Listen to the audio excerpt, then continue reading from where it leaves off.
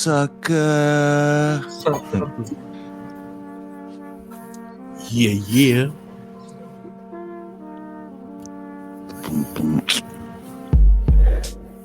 What's up? Welcome back to the cave. It's your boy Joe Reezy. I'm here with Proper and Feel the Burn Zach, coming to you live right now with the Cave Podcast. And before we get started, I just want to remind y'all to check out the website, cave.com. That's K4V3.com. Check out our blogs, check out our merch, and check out our spotlight feature of the guys from the Pulling These. What up? Our guest today. Yes, sir. Well, third time in the cave, man. This is probably, you guys are the most visited guests over here. You guys came back. Oh, yeah. We're breaking records out here. That's what's up.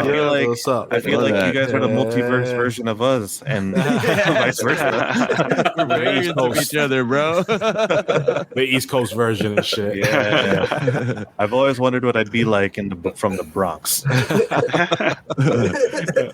Nah, that's what's up, man. I'm glad to be back on. You know, you guys, it's always a good time when we can link up. So vibes are cool.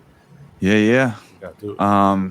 So first episode to our second episode to our third episode, a lot has changed. Obviously, you could tell with the mask I got on. Yeah. There's been some change of hearts and things change, you know. First thing we'll talk about right off the bat will be the Flash movie, which I think should be called The Flash: Batman Returns, you know what I mean? Because that movie was dope because of Batman. What do you guys think of that movie? Yo, I feel so bad for Michael Keaton, bro. Because like Warner Brothers brought him back, right? For this, he was gonna be in Batgirl. He was gonna be in The Flash. He's gonna become like the new Batman for the DCU for a bit, right? Then all this craziness happens. Like James Gunn comes in, clears everything out. You know, they're gonna reboot everything. Batgirl gets shelved. Like his cameo, like the ending to The Flash gets changed from Michael Keaton to fucking George Clooney. Yeah, the disrespect, bro. The disrespect.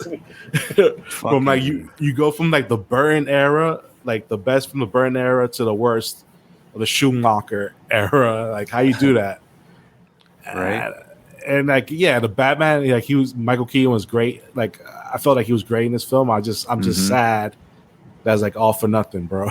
Like it's heartbreaking right now. Yeah, I was telling these guys earlier that The Flash was kind of hard to be excited for now, for me at least, because knowing there's nothing coming of it after this. Everything is being rebooted. We're not going to see anything. But on the other part of that, I also believe the DC universe really needed a reboot. We just didn't know how to do it. And so James Gunn's obviously coming in to just change all that up for us. But it's hard to kind of accept the reboot also because I feel like we have a bunch of great characters. They just were a victim to shitty writing, you know? But I think The Flash I'm going to watch a bootleg version. I'm not even going to lie. Fuck that. My FBI already know that. My FBI Fed knows this. Me saying this on the stream is not going to make any difference.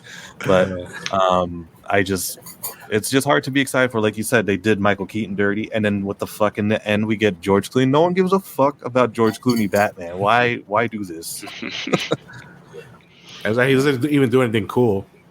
No, like, he just shows up. He just comes out of a car. Hey, I'm one of the worst Batman ever.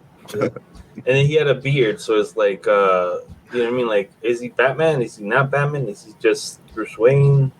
Yeah, it just didn't make any sense. Like he's stuck in that world now. The world that he ended up in with George Clooney, Bruce Wayne. Yeah. Exactly. Like the Flash and Aquaman are part of that world, so they've just been brushed aside to that reality. That means Arnold Schwarzenegger is Mr. Freeze. Yeah. Yo. That would be cool. Everybody chill. Everybody chill. I actually think that's a pretty smart way to like get those two like out of the future plans of DC, because now they're just like they're tucked away with Schumacher's era. So obviously it was pretty intentional for them to do that. But yeah, I guess that's how they are writing them off. And if they need to go back to them, they can always open up the universes again. So we'll see. Movie was good though. Nah, I actually like enjoyed the movie. There was like certain things that I think if they would have like just got rid of, would have probably made the movie better. Like I felt like the two Barrys, there was no need for that. You know what I mean? Like it should have been Barry and the Reverse Flash. Like that should have been the full film. Like have everything play out like it did, but without the second Barry. Because why go through all that? Why make the other Barry the Dark Flash? And when you have like Reverse Flash right there to use, so I didn't like that. And that's pretty much what like the only thing I really had a problem with, and the fucking CGI was horrible. So that shit took me out. Like like towards the end, like when he was doing all that, going back and forth. Then we see like all these pointless cameos because I'm like, all right, this is just fan service shit right now because it's like it serves no narrative purpose at all. Like no, it's like even we were seeing a Superman movie that never existed, and we got Nick Cage as Superman right now, and I'm like, yo, come on now, like what's the point of this? It just felt kind of weird. Like it would have been cooler if they would have done stuff with the actors they have now, and some of the actors they had like recently. Of course, Christian Bale would never do something like this, but I think people would have responded more if he was like a Batman in this like some way. Yeah. Or even like, fuck it, just if you're going to get rid of the Snyderverse anyway, just do the Jeffrey Dean Morgan and just do a Thomas Wayne Batman. Mm-hmm. That would have been more interesting, I would think. Would have been perfect Thomas Wayne, too, that if they casted him for that. Yeah. And then what they made Lauren Cohan play Martha and she turns into the Joker. Remember that story? That'd be crazy. Yeah, that would have been dope to see on screen. Mm-hmm. But we're not going to get that right now because the focus is obviously now Superman. The casting is out. I think that's cool. But I just think we got the Walmart version of fucking Henry Cavill. They look the same. It's just the guy who skipped the gym. That's all it looks like, really. I just want to say I'm just glad we finally cast an American as a superhero for once. Come on, guys. We got to be more proud. Say that. Come on. It's about diversity. He's not British, guys. He's not British. Every superhero we got is British, bro. We needed this one. It's true. We needed Superman to be American, bro. Yeah, no, I don't think it's a bad casting either, though. But it's just kind of like leaving remnants, I guess, of what Henry Cavill, because you see him, and it's hard for you to not see that they look alike. It's like a younger version, or like the little brother version of Henry Cavill. You know what I actually thought when I saw that casting, because remember when the whole Henry Cavill thing, when he got fired because that pointless thing that with Black Adam or whatever, he said that they're not he's done as Superman, but they've talked about working together in the future. So I said, oh, look, they got a guy who looks like him. So what if they're trying to tell Superman's story first and then bring in Henry Cavill? Who knows? Maybe. Yeah, I'm hearing like that, or probably Kingdom Come type of story down the line when when everything's like calmed down in that universe, when it's organized. Have another useless, here's a bunch of more Superman cameos like in The Flash. Or Nicolas Cage, we didn't need that. They might be investing because years later he'll probably look like Henry Cavill, because these things take a long time, and we're on pause right now. So true. Yeah, like banking on the aging process. You know what I mean? Like I think they're doing like the Robert Pattinson version of what they did with Batman, and just make Superman not that big muscular guy. That I think they're going for that Christopher Reeves. Like he was ripped. He was ripped, but he wasn't like bulky. Mm-hmm. The swimmer physique. Yeah, probably something like that. Yeah, they're probably like they're going for that gentle look. Yeah, I don't know. He's gentle. Yeah. Speaking of Superman and the Flash, is it Superwoman from the Flash? Supergirl. She was badass, man. I really liked her part in the movie. She was another highlight for me. And I don't think they're ever going to bring her back for another project, right? I mean, James Gunn, supposedly he was impressed with her in The Flash. Mm-hmm. So he said there was going to be a Supergirl movie coming out. So, okay. Who knows? They probably use her, or they're probably going to end up casting somebody else. Shit. I don't mind I don't mind downloading the wrong Supergirl movie. You know what I'm saying? Where when is that the Alex Braun version coming on? Oh man. But yeah, no, she was great at Supergirl, man. Like I really like her. You know, she was supposed to take care of Superman. You know, look out for him. And when she failed at doing that, you actually could feel like she had that emotion in her. You know what I mean? Like it wasn't like she was giving her all in that role, which I enjoyed. Like I love seeing that. Like actors playing the characters well like that. Yeah, we ended up watching it, me and my son, the other night. We're super late to the game. We've been doing a bunch of Little League stuff. So his season's over, so we're finally playing catch-up. And a part in that movie when Zod says that, you know, he didn't make it, my son turned to me. He was like, holy shit. You know, like, he had a look on his face. So, like, how they sprinkled in, how they tied up, you know, what happened with Superman that was supposed to get sent to this Earth was good. And I also like how they did the the Red Sun storyline, you know, sprinkled into that movie was really nice, even though they didn't obviously explore it. But to see some of, you know, that on the big screen was awesome. Nah, for sure. This movie had its good parts, but it was just like a big, like you could tell there was like a lot of interfering going on behind the scenes. You know, like a lot of things were being changed up. A lot of choices were made that weren't the right ones. But it was like it's not like it's not as bad as Black Adam. I can say that much. The CGI was probably better, but that's it. That's all you had for Black Adam. Yeah, the CGI was definitely better. Because I'm like, how was Ben Affleck though? My question is that because you know, it's no secret I'm a fan of his Batman, but I want to see how did they send him off? It didn't. What do you think? I was gonna say, like, my theory is that they just I wouldn't say reboot. You know, they were talking about, or at least Michael Keaton was talking about how like that whole the timeline. You know what I mean? So like when you change the timeline, you go through a different timeline. So now it's basically like I feel like Ben Affleck is just lost. You know what I mean? Like in some other timeline that like doesn't even, you know, we're never explored because he's never gonna go back to the same timeline he was before. It's his past now. So now he's going. You know what I mean? Like any you know, traveling he does through space and time, it's, you know, he's leaving another one behind. Like he's in a new one, and that's it. So he has to kind of.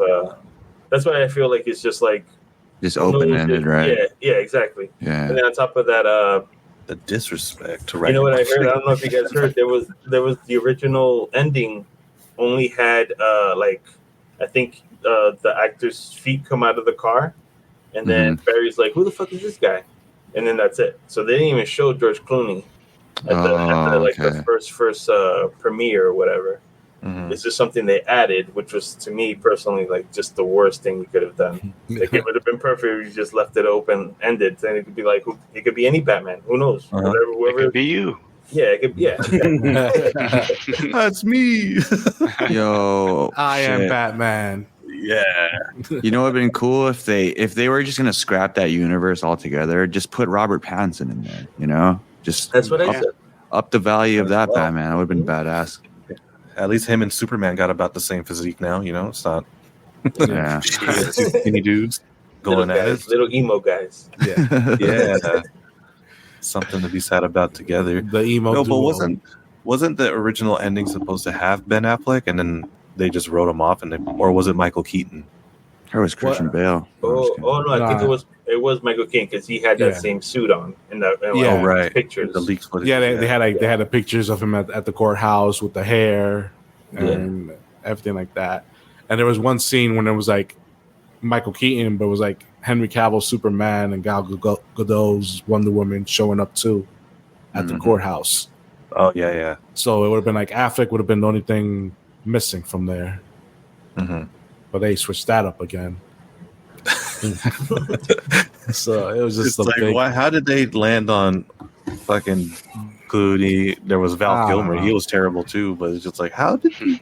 I'll take Val Kilmer over Clooney any day. Me too. But I don't know if it was like some like they thought it was gonna be funny or whatever, but it was just like bro. Like, Maybe the shock value. Yeah, and I think that's another thing too. Like as comic fans, we see like the potential it could have had, like if it was done right, and we just like, I'm like, how you guys messed this up, Right?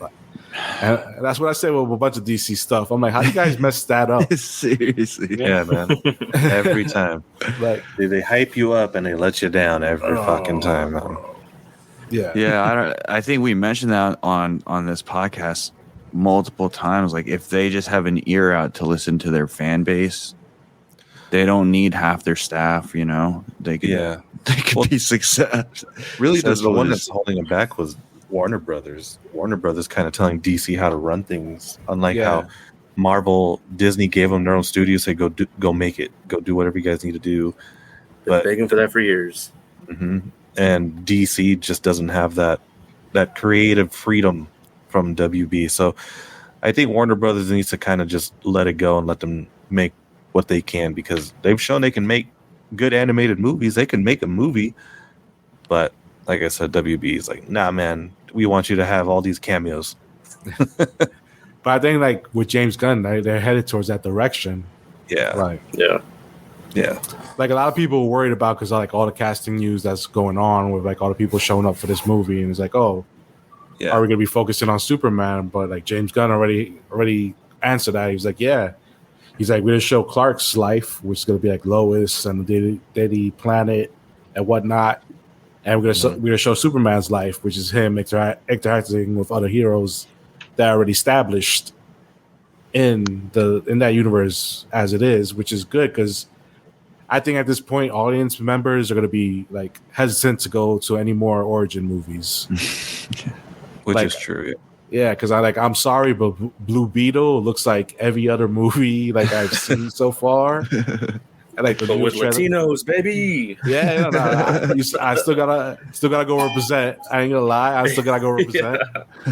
And, It doesn't look bad though. Cobra Kai, as predictable as it is. Yeah, I mean, as predictable as the storyline looks, it actually looks like it's fun to watch. Yeah. So I'm excited to see it. And I think was it Solo? That's how you say. Yeah, I think he's a great actor, so I think he could pull that off. No, the thing is like this movie's like I don't know why James Gunn his approach to like the whole reboot thing is like baffling to me because like you have all these other movies that were still coming out, but you're coming in right away saying like, yo, we're changing everything. So all these movies that are gonna come out now, you really don't have to be invested in or have any interest in seeing. Which kind of hurt everything that was coming out. Like, maybe The Flash would have done better. People were more excited to go see it. Yeah. Like me, I thought I was going to do way more better than it did because Michael Keaton alone. Yeah. But I guess the nostalgia is like washing away from people. So, yeah. But then like. He's also Ezra Miller, though. Yeah, that too. Yeah. People don't want to support him. Yeah, a lot of people don't want to support him. So it was just weird. He should have just like from the get should have been like, "Yo, we're gonna keep the stuff that works, and we're just gonna change everything else that's not working right now." And I could have been like the whole Justice League could have been started over again with the new Superman and whatnot. Yeah, keep certain like this guy wants to be Aquaman, Jason Momoa, keep him as Aquaman, but now you have to go through these loops now because now he's out here saying like, "Oh no." But he's gonna be a DCU character, you know what I mean? And that's like that's why you're making it more confusing than it has to be. Just say like, oh, we're gonna use this character in our new universe when it comes out. But his movie, I don't know why have his movie coming out at all. Then if it's gonna be like, oh, his movie don't count, but the character is gonna count. It's just weird to me. Struggling. You know what? Too, I think.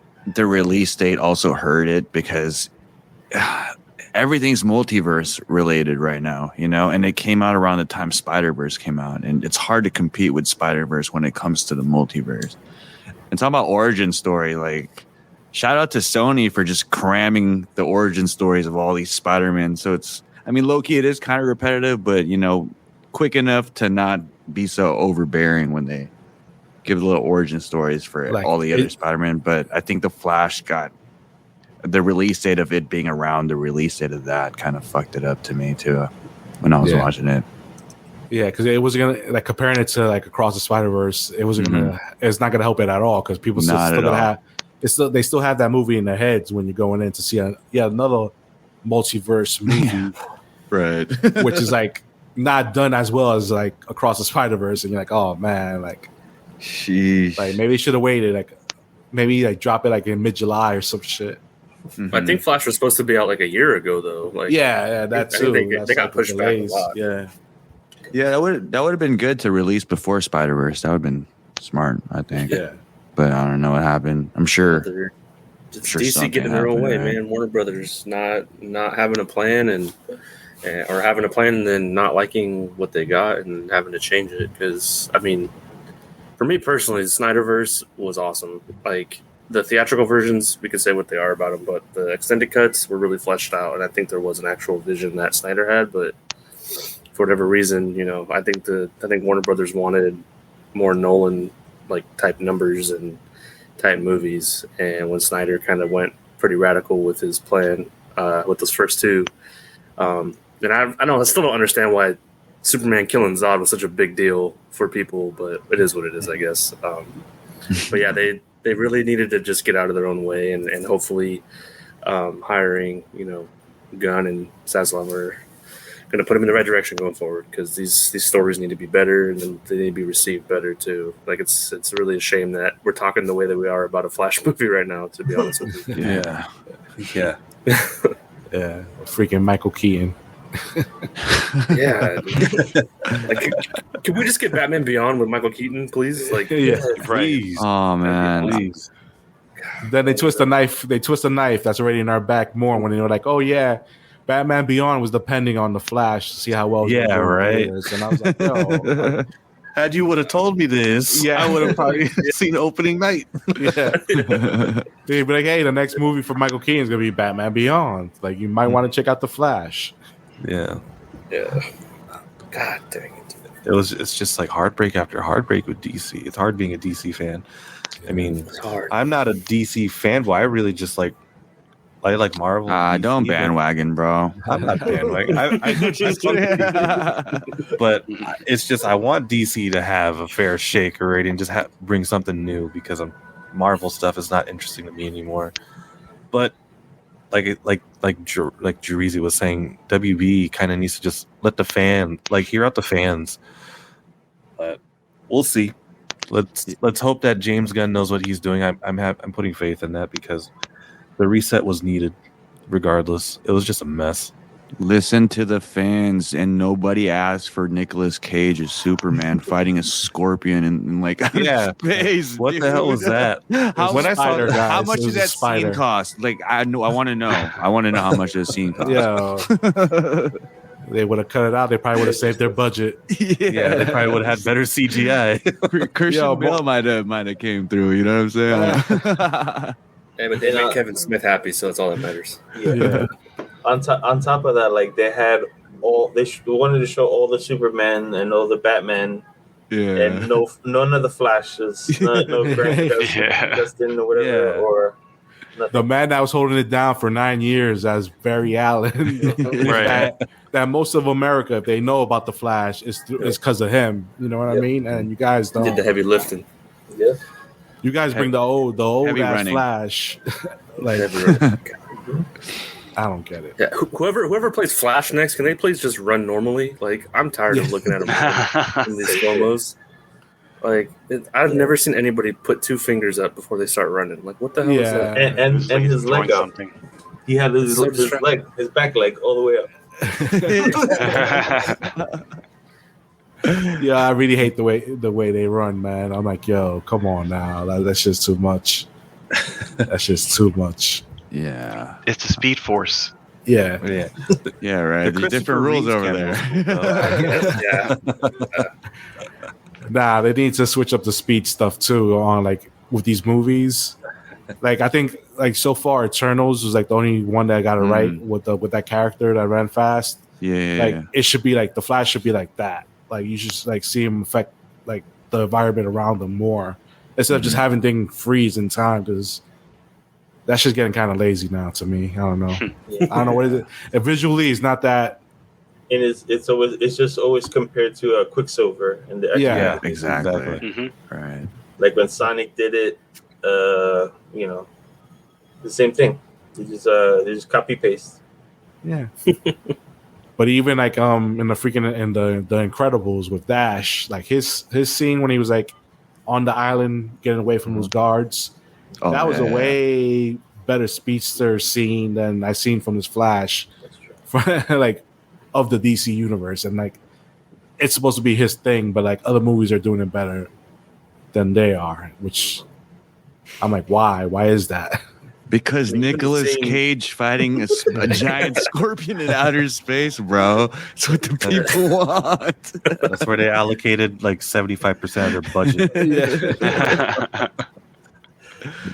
Oh my god!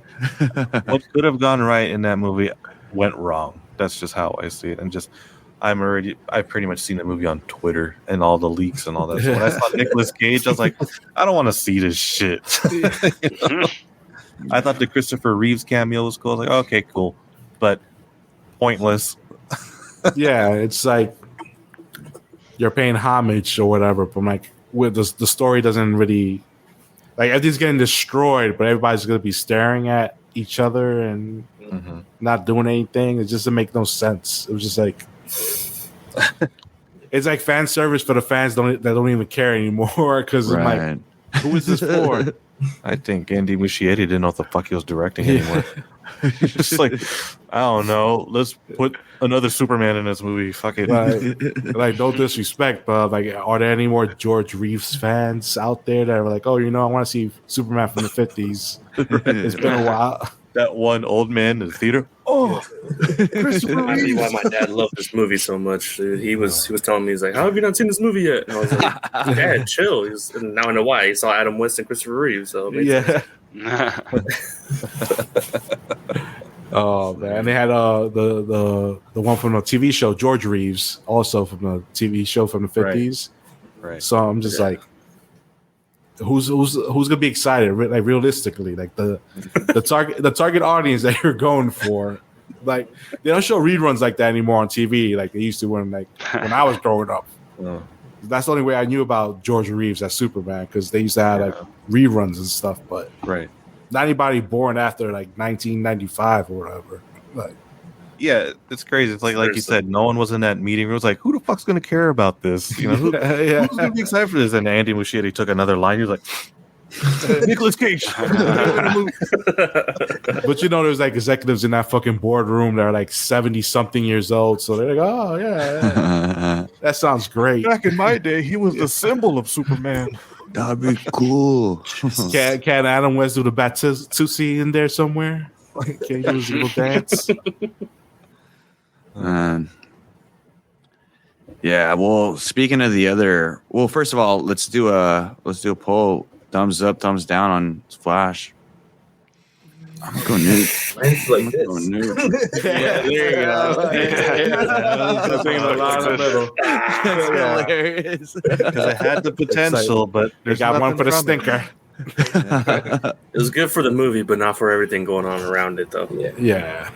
Just to wrap it up, I feel like I was excited going into it, and then I lost excitement. But then Mike Keaton was there, so I got excited again, and then it was just a roller coaster. And we got blue balled the whole movie. Yeah, I just watched it fall apart later on at the end. Word up. Well, shit. The other movie about multiverse, Spider-Verse. What did you guys think of that one? Hell yeah, right? Yeah. Thumbs up for sure. Yo, that was like the second movie I went to see in a theater this year, like after a few weeks from watching another movie. So knowing me at this moment in my life, that takes a lot for me to do right now. So that movie was just incredible, bro. It was just OD. Yeah, it was. Man, I was blue balled.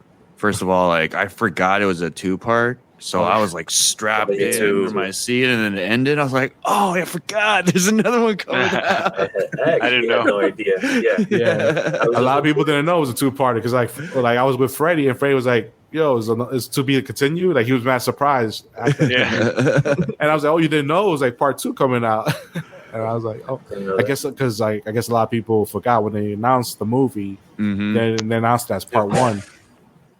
Right. So, but like that, it was one of those movies that you couldn't take your eyes off the screen because like not even like with the story that was going on, you're just enjoying like the background and like Right. what's like who's behind who and what's going on like the activities that are going on behind it, and then you're focused on the story. It was just so crazy that the movie has you like focusing on so many things at different points. Yeah, and I mean it's hard, like we were talking about, to compare and contrast it to the Flash because each movie had their own cameos and certain fan service points, and yeah, Spider-Verse beat him, man, with fucking Donald Glover. That was probably the biggest moment for me sick. when I saw that. Cool. Oh, yeah. And this is me hoping as like the MCU Prowler, like they just not messing around and just have him come out the Prowler already for Spider-Man 4. Just have that out. But yeah, it was just like you get the cameos on there, but it's like they serve a purpose. Like you got all these Spider-Mens, but they're part of society that are trying to save the world. They're not just there like for just to like be background like characters. Right. Yeah, and I mean the connection to the timeline with the Loki timeline and Doctor Strange callback. Yeah.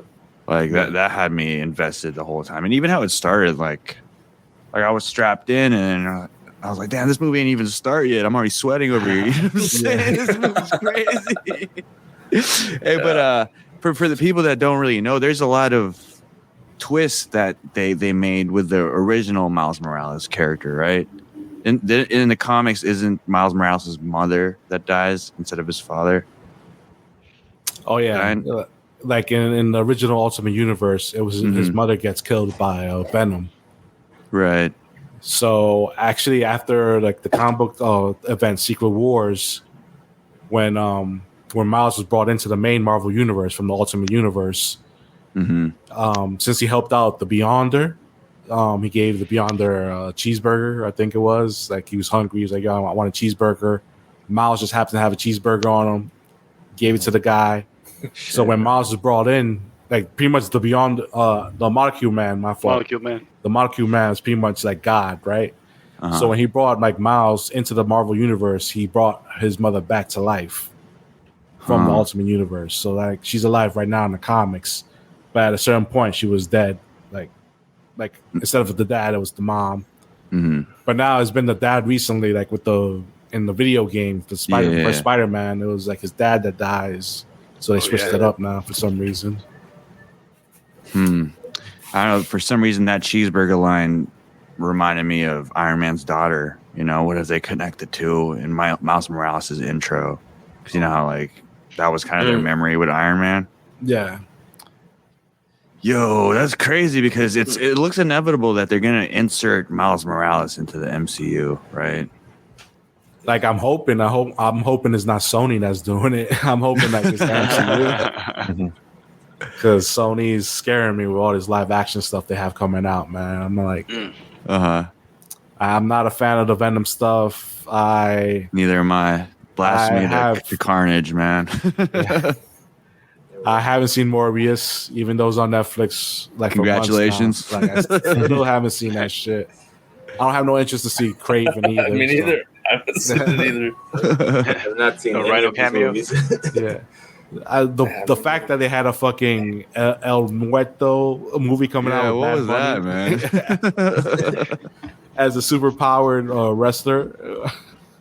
Yeah. Like Freddie was saying the other day, it was like, what, he got bitten by a radioactive wrestler? Macho Man, bro. A radioactive Macho Man. Because Craven gets bitten by a freaking lion now, right? That's what the fuck, man? Therefore, you could have animal powers now. Yeah. He got mauled by a lion. That's how you get powers now. Yeah. Oh, Siegfried and Roy. mutants. Yo, he's an Omega level mutant right now from that moment he took. That's insane. But yeah, are you guys even excited for isn't there a Madame Web movie coming out? Yeah, that's Sony. Yeah. That's Sony, right? Yeah, that's Sony. So I'm like, Not excited for that. yeah, not excited at Not all. interested in watching any of those movies. Like I have hope that like Miles will be like in the MCU because Donald Glover, he already made an appearance in Homecoming. Right. And he's like a popular actor and artist. So a lot of people, if the MCU was smart, be like, yo, let's work out a deal. And, we have Miles come in for like, eventually Tom Holland's going to stop wanting to be Spider-Man for a while. Mm-hmm. And, we'll just have like Miles movies replacing Peter Parker for a minute. Right. Jaden Smith is Miles or what? Nah, bro. Don't even put that shit out in the world, bro. What are you doing, man? They might go woke and put Willow first, man. Oh man, you said Willow is Miles? Yeah, they might go woke and put Willow is what I said. Nah, she gonna do the theme song. She'll do the soundtrack. Yeah, I mean it's hard. Like I feel like right now Marvel has a lot of pressure on them to fill certain roles that inevitably had to be casted. Miles Morales is one because obviously the fact that you have Donald Glover as the Prowler, that kind of eclipses or puts a really bright spotlight on who's going to be Miles Morales as Spider-Man. Yeah. And I mean, you didn't like. I saw your video on Adam Driver potentially being Mr. Fantastic. Were you not a fan of that rumored casting? Nah, it's that because it's getting to the point that they're just casting the same people over and over again, and you're like, "Yo, come on, man! Like, what are we doing here?" Like, like with the Superman casting, I was like, okay, because the dude was like he wasn't that well known as an actor. Like, I seen him in that movie Pearl, that horror movie Pearl. He was in that, and he was great in that. And I'm like, oh man, they're gonna make him Superman. So it was like something different, even though he resembles Henry Cavill a little bit. It's just like something. It's like a different actor. I'm tired of seeing the same people. Get like that's why with Margot Robbie, I'm like, yo, there's not anybody else. Like, what's going on here? Like, why is it just the same amount of people over and over again that we're seeing? And they're playing like franchise characters too. Like, yeah, like you're gonna get burned out at one point from doing that, and then you're gonna complain about, I hate doing this. Yeah. Right. So stop taking all the jobs. It's the Illuminati, man. I did say I would have rather seen Adam Driver as Doom. I feel like he would have been a cooler Doom. Maybe because the Kylo Ren inspiration or like tone already is set of like that madman kind of on his own path, Yeah, like he has that that vibe to it, like the envious, like I want to, right? I want what you have. Mm-hmm. Yeah. Yeah, but Doom is also a tough role to cast. I think I don't know if we asked you guys this, but we asked one of our earlier guests if you guys were in that hot seat, who would you guys cast as Dr. Doom? Oh wow! Shit, Adam Driver.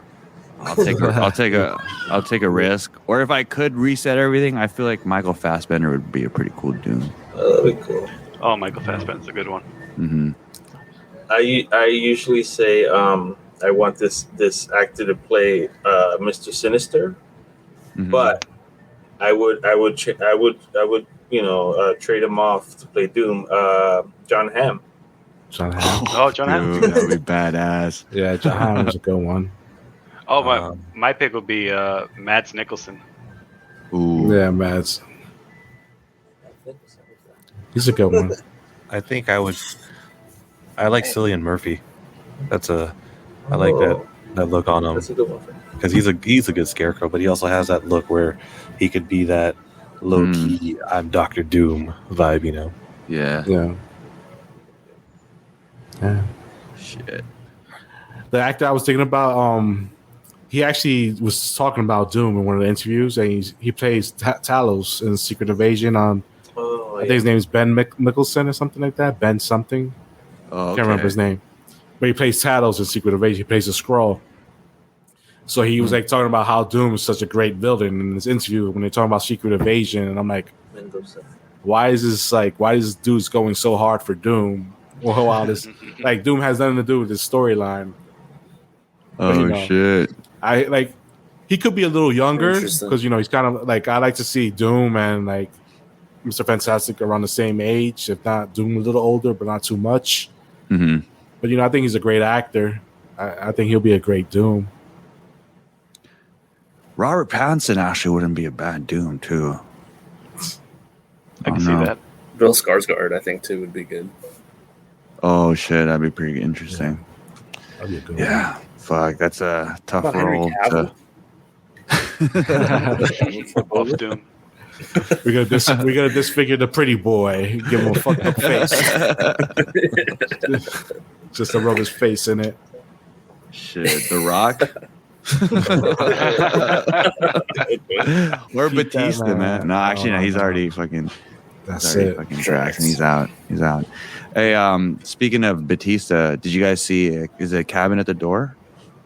A knock at the door. cabin. Or Knock at the Door? Knock at the door. Yeah. Nah, I haven't seen that one yet. Interesting movie. But I think that was his first breakout role from Drax, right? Yeah. He was the bad guy in Bond. I forgot which one. Skyfall? Yeah. Mhm. Okay. He was in one of He was those. good in that. Yeah. Well, not like the main bad guy, but he was like the main henchman. He didn't have a lot of speaking lines, I don't think, but he did good though in that. He had a dope scene in the Blade Runner sequel, 2049. Yeah, he was pretty good in that one. Oh, He was in okay. that Zack Snyder zombie movie. Which That one? movie was I forgot the name. Army of the Dead. or something? Army of the Dead. Army of the Dead. Hey guys, this is no zombie movie that changes the genre. Okay, give it some respect. All right. Wasn't there a two-parter to that movie? Yeah, it was supposed to be a whole universe, but you don't hear about that one anymore because Everyone's doing universe movies now, right? Yeah. I think they did a You gotta know prequel that. based on one of the characters. I think something like that. One of the thieves. Like, yeah, I remember that. But I'm like, and you wonder why these like streaming services are going broke because they're just giving anybody like, oh, you want to create a universe? Go ahead. Seriously. And it's like No, some they got shit. Transformers doing that shit. Yeah, and then they Like the come out. Hasbro universe. They come out for one season. You know what I mean? And they have like a reboot of the whole universe. A few months later on another streaming service, but it's better. It's like that. It's like so many Transformer shows too now. You're like, what the hell? Like, it's wild stuff, man. So as far as the MCU goes, because Spider-Verse wasn't the MCU, and yeah, like you said, Sony being in control of Spider-Man, kind of nervous about Across the Spider-Verse because Into the Spider-Verse was so fucking good, so the bar was high, and they delivered. So that same nerves going into the third movie, Beyond the Spider-Verse, is there. Because, you're seeing Kraven the Hunter and them switching up the storyline and all that already. And it looks like they're going to fumble the live-action Spider-Man movies for Sony. And in the MCU, they've been kind of fumbling. I mean, I didn't enjoy Ant-Man. I thought it was blasphemous to off Kang. Well, not even off Kang, but beat Kang as Ant-Man, Yeah. That was pretty bad. That movie was like there was no reason for that movie to exist. Like, honestly.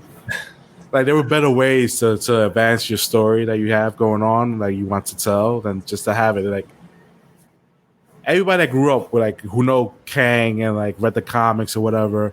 Yeah. Like his first appearance being that Ant-Man movie, and like from what we've seen from the last two Ant-Man movies, there tends to be more on a comedic side, Mm-hmm. and you're like that. It doesn't really go together. Yeah.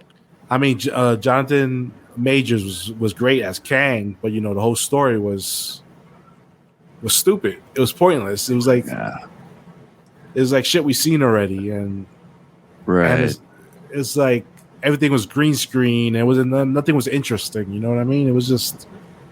Do you see all those comparisons to what's it called, Spy Kids? Yeah, pretty spot on, right? Suspiciously recycled. I don't know, man. I can't say. It's like it shows us a couple things. It's like, all right, Robert Rodriguez is like ahead of his time, and these guys don't want to put the money in to make it look better than it was like 20 years ago when this guy was doing it. Like, if it's bad if like that, if the effects are still on par with Robert Rodriguez, what he was doing back there with Spy Kids. It's like he might have been Kang, bro. It's supposed to be better. It's supposed to be better, not the same at this point. Because like the whole movie, you're like, this shit, everything is fake. Like, I don't believe anything. I mean, I'm an MMA guy, and when I invite friends over to watch a big pay-per-view, you know, I'll hype up the fighters, you know, be like, oh, this guy's really good, man. It's going to be a dope-ass fight. And it ends up being a fucking boring-ass fight, and you look like a jabroni, you know what I mean? It's the same thing I did with my wife, and I was like, oh, Kang, he's badass. He's linked to Doom, you know what I mean? I even bought the Kang the Conqueror, Only Myself Left to Conquer novel to read before this. I was hyped for this. And when the movie ended, she was like, did you like it? I was like, I had my fist clenched up like the Arthur gif. Like, all right. She's there trying to be supportive. Like, all right, it was good. It was good.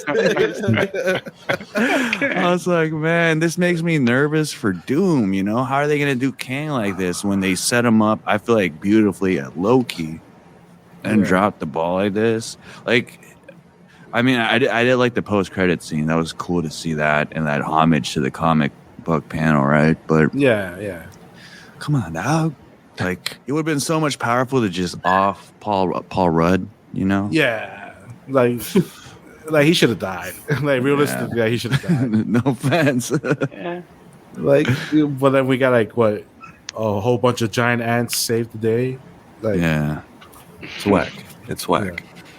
It's like you're not building that character up to be like this big bad.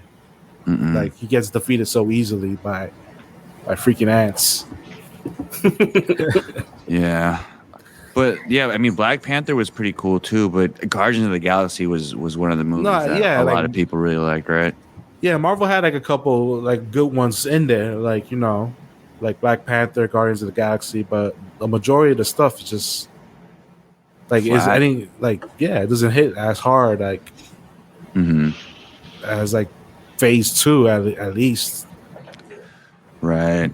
And I don't know, like I said, I think the oversaturated content of multiverse and parallel universes right now is kind of overbearing for someone who's not really into quantum physics. I feel like even for someone who's in quantum physics, they try to like watch movies to get away from that. You know what I mean? They gotta watch fucking Disney with their kids. It's like, oh shit, multiverse. This is plausible. This could actually happen. But that's what I think. What it is. It's just them too focused on one thing, like having all their stuff connect to one thing. It's just like, nah, like I don't want to have to watch Ant-Man to get what's going on in the Kang dynasty. You know what I mean? Like, yeah, I shouldn't have to do that. I shouldn't have to watch all these movies that have nothing to do with each other. Like, I don't know, man. They just need to like cut back on some stuff and just focus on certain parts and give us the X-Men and give us the X-Men already. Right. Which, I mean, perfect segue to Deadpool, which looks like is going to be the gateway for X-Men to finally come in. Yeah. And it's pretty interesting because I did see a screenshot of a leak on the set, that same set where Wolverine and Deadpool were fighting. It was a screenshot of like the Fox logo and rubble, and it looks like they're going to destroy the Fox universe, you know? Yeah. And with all these like mid Marvel movies coming out and these experimental kind of you don't know about movies, it'd be a good way to kind of bite from DC and reset the MCU too, kind of, you know what I mean? Which I feel would be pretty cool. I feel like the MCU needs a reset.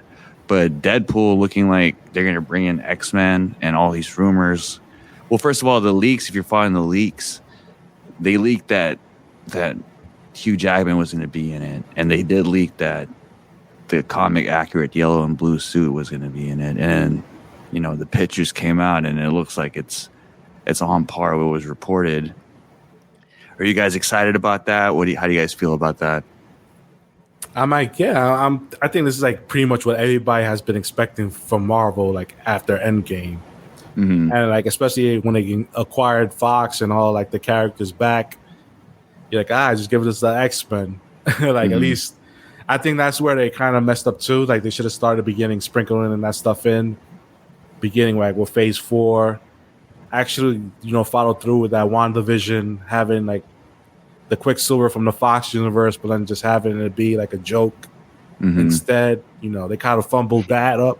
Ralph Boner. Yeah, like, you had an opportunity to like slowly introduce the mutants into the Marvel universe, but they're choosing to do it another way for some reason. But now with Deadpool 3, it's like, okay, like this is like pretty much the end of that movie is going to pretty much set up how the mutants are going to be in the MCU, I think. The leaks, if true, looks beautifully written, right? Like, It looks like the perfect conclusion to the WandaVision blue balls that we've been getting. Mm-hmm. It looks like they're gonna hit us hard with the intro of X-Men with House of M right away, which makes sense as far as why the X-Men weren't in the universe and Wanda was, right? Yeah, I'm fucking excited, man. I went in a deep dive of House of M. My friend was suggesting it a while back, but I'm kind of focusing on Secret Invasion. But when I saw the leaks of House of M, I had to dive in. And do you guys think they're kind of going that route with Deadpool? I Maybe think like a so. reverse House of M. Yeah. Where we get mutants instead of them being suppressed. I mean, I'm hearing like they're saying Wanda's going to be in it or something like that. So that would be crazy. Like her story continues like in a Deadpool movie. Like, right. That'll have people like, okay, this is like the connection to the mutants. Like she found That'd like be crazy. She'll find like her family through the Fox universe. Like, yeah. And so that'll be dope. I'll like to see that. I like to be like, that's how they introduce like the mutants to the MCU. Mm-hmm. What's interesting is I was talking earlier in a previous segment, and it sounds like it's going to be a sequel to the Multiverse of Madness instead of it being really a Doctor Strange and a Deadpool movie. It's just a multiverse movie. So, Yeah. And if you think about it like that, that's pretty badass because we saw Mr. Fantastic, and now we're going to get to see comic accurate X-Men. So, like, the Secret War vision is starting to shape up, right? Yeah. And it's looking promising. I mean, we're not going to get John Krasinski. It was a good, place marker or placeholder for Mr. Fantastic. But sheesh, I'm excited. And yeah, like you said, the reverse House of M. I also read they were gonna throw a joke cameo or maybe tease in there where they go and travel into an alternate universe where they visit Channing Tatum's Gambit. That's gonna be Ernie's favorite part. Yeah. Are you a Channing Tatum fan? Me too, bro. No. Never mind. He's a Gambit fan. Oh, okay. That was killing him for a while. That movie almost coming out. That was like had him nervous for a minute. But yeah, like I can see that like a good joke cameo, like what could have been. That'll be funny. Yeah. I mean, if anything, Deadpool has a good track record because we were talking about fan service earlier. They have a good track record of building up excitement, rewarding the fans with. I mean, the fact that Deadpool is even a movie is fan service. So now you're sprinkling mutants and House of M, and we get Hugh Jackman back as Wolverine with the the suit right here, this one. Shout out to them pulling the trigger on it, and we need the blue tights though. We need the blue tights, bro. I think it's very smart for them to do the mutants with this movie. We should pressure him like Sonic and get the blue fucking tights on. They just changed it during post. You could do it. It'll be all right. Take the sleeves off. Yeah, that too. Yeah, I right? can do without the Yeah, sleeves. take the sleeves off. Well, actually, Hugh Jackman is very susceptible to skin cancer, so that's why he has the sleeves. Oh, Yeah, Right. because They should be green, so Yeah. they can impose Yeah. and make them Right. vascular and they could have done that too. Yeah, they could have done that. They did that with Henry Cavill's mustache. So we could. I think They Now could we're done talking about DC, man. I'm just saying they could definitely do that. I mean, it makes sense because he's fighting Deadpool, so Deadpool cut his arms up, so you see his arms heal in real time, right? I just hope they don't I'm just. just kidding. I hope they don't just bitch out and just have him like in the suit like for 3 minutes and that's it. Like Oh, a fake yeah, out. oh, You no know what I mean? way. Uh-huh. Yeah. I'm not putting anything past people anymore. Like whether like you have the winning formula, just like try not to mess it up. That's all you gotta do.